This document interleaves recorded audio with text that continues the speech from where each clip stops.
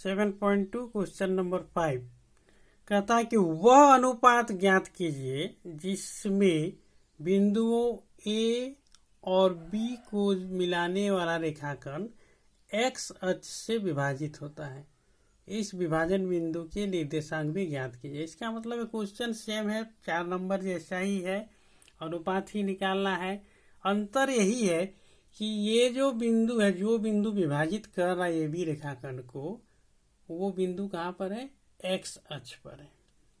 तो एक्स अक्ष पर कोई भी बिंदु एक्स 0 के रूप में होता है। एक्स अक्ष पर अगर वो बिंदु होगा तो एक्स का निर्देशांक तो होगा लेकिन वाई में 0 होगा।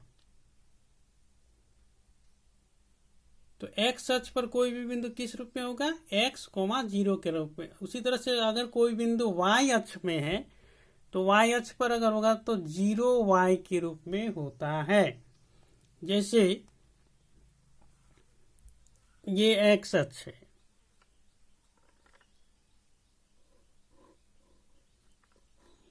यहां पर अगर 1 है तो इस बिंदु का निर्देशांक क्या होगा? 1 0। उसी तरह से यहाँ अगर 2 है तो ये 2 0 होगा। इसी तरह से आगे बढ़ते जाएगा 3 0, 4 0, 5 0, 6 0, 7 0, 8 0 इन्फिनिटी तक। इसका मतलब हम क्या देख रहे हैं कि y निर्देशांक हमेशा 0 आ रहा है।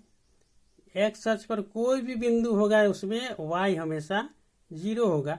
इसीलिए 1 2 3 यहाँ x इक्वल टू अगर 1 2 3 4 5 कुछ भी हम लेते हैं तो x निर्देशांक तो होगा लेकिन y हमेशा 0 होगा।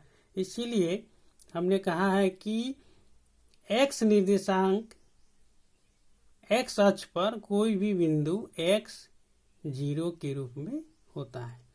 मान लिया Px0 a और b को जोड़ने वाले रेखाखंड को k अनुपात 1 के अनुपात में विभाजित करता है। हमने क्या माना कि P बिंदु a और b को जोड़ने वाले रेखाखंड AB को k अनुपात 1 के अनुपात में विभाजित करता है। इसका मतलब m के जगह पर k है और n के जगह पर 1 है। यहाँ हमने लिखा है। इसलिए बिंदु P का निर्देशांक k into -4 plus 1 into 1 by k plus 1 k into 5 plus 1 into -5 by k plus 1 होगा। उसके बाद P का निर्देशांक को हमने माना है x, 0। तो P का निर्देशांक को लिखेंगे यहाँ पर, उसके नीचे x 0 और इक्वल टू इधर फॉर्मूला से जो निकला है।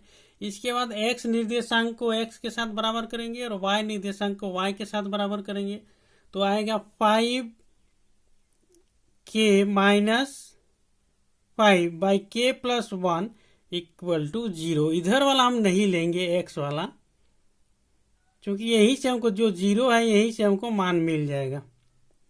तो 5k minus 5 by k plus 1 इसको करेंगे 0 निर्देशांक के बराबर। अगर y अक्ष में भी रहता तो 0 निर्देशांक के बराबर हम लोग इसको करते। तो यहाँ से 5k minus 5 by k plus 1 equal to 0 implies that ये क्रॉस मल्टीप्लिकेशन होगा तो 5k minus 5 equal to k plus 1 into 0 हो गया। इम्प्लाइज दैट 5k और इक्वल टू -5 राइट साइड जाएगा तो +5। Therefore k equal to 5 by 5 equal to 1। तो k अनुपात 1, k के नीचे अगर 1 लिखेंगे हम लोग तो k अनुपात 1 इक्वल टू 1 अनुपात 1, 1 अनुपात 1 निकल गया हमारा। तो P बिंदु x अक्ष पर है और वो क्या कर रहा है? AB रेखाखंड को 1 अनुपात 1 के अनुपात में विभाजित कर रहा है। 1 अनुपात 1 के अनुपात में विभाजित कर रहा है। अब कहता है कि उस बिंदु का निर्देशांक भी निकालें। तो निर्देशांक निकालने के लिए हम लोग क्या करेंगे? यहां से क्या था? x equal to -4k plus 1 by k plus 1 होगा। यहाँ हम लोग बैठा देंगे तो x मिलेगा हमको। तो -4 इंटू k का मान हमने निकाला है 1, k का मान 1 रखेंगे तो -4 into 1 plus 1 by 1 plus 1 equal to -3/2। X का मान हम लोग निकाले कितना, x इक्वल टू -3/2, और y तो 0 है ही, पहले से ही पता है। तो बिंदु का निर्देशांक क्या हो जाएगा, -3/2 0। एक्स अक्ष पर ये बिंदु है, तो -3/2 0 वो बिंदु एक्स अक्ष पर है जो AB रेखाखंड को 1:1 के अनुपात में विभाजित करता है।